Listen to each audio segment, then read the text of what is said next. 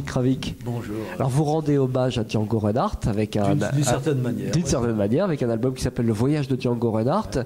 Et évidemment, on ne pouvait pas s'attendre à autre chose de votre part, c'est décalé.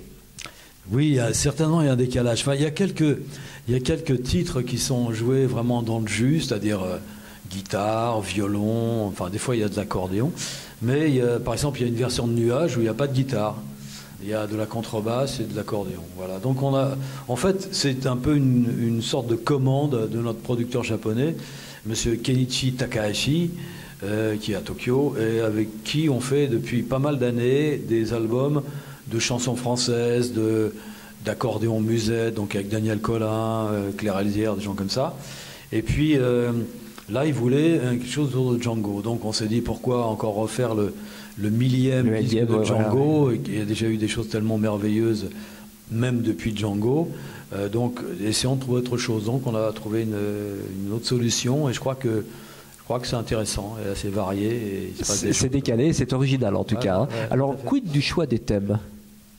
Alors, le choix des thèmes, en fait, ça s'appelle le voyage de Django parce que justement, il y a son voyage à lui. On suit un peu sa vie depuis les années 20. Oui, il y a un côté chronologique. Voilà. Un peu, ouais. Bon, ça a été mis de façon chronologique, ça pourrait très bien ne pas l'être. Mais enfin là, ça commence par Django au banjo, musette, et ça finit au Club Saint-Germain quand il fait des compositions qui sont beaucoup plus proches des Américains d'après-guerre, du bebop, des ballades américaines. Voilà. Ouais, le fameux Django de 1953, très électrique et très guitare, oui, effectivement, beaucoup plus bop, on va dire. Hein. Quid maintenant du line-up, alors avec qui vous avez fabriqué ce beau disque? Alors il y a toute une bande de gens qui viennent un peu de cette famille, donc pour simplifier, des Primitifs du futur, voilà. C'est une famille très étendue. Je crois qu'on est peut-être une centaine de personnes à s'être approchées de ce concept depuis pas mal d'années. Donc il y a Jean-Philippe Viret à la contrebasse, Daniel Colin, il y a qui joue l'accordéon, il y a François Parisi, il y a Mathilde Fébraire qui joue le violon, Grégory Veu, Bertrand Auger qui fait des clarinettes formidables, Claire Elzière qui chante avec moi, et voilà, on est tout un tas de gens, Hervé Leger aussi.